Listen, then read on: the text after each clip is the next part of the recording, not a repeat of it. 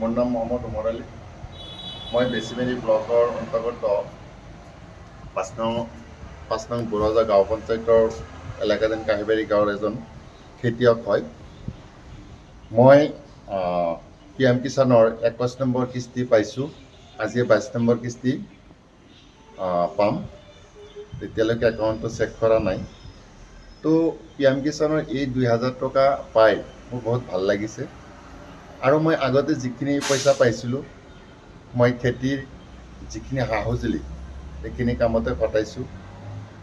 আজি যিখিনি পইচা পাম এইখিনিও মই আগন্তুক দিনত খেতিৰ সা সঁজুলিৰ কাৰণে মই খৰচ কৰিম।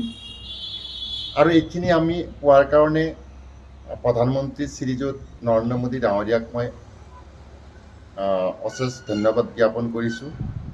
লগতে আমাৰ অসম চৰকাৰ তথা কৃষিমন্ত্ৰী ডাঙৰীয়াকো আন্তৰিক ধন্যবাদ জ্ঞাপন কৰিছোঁ।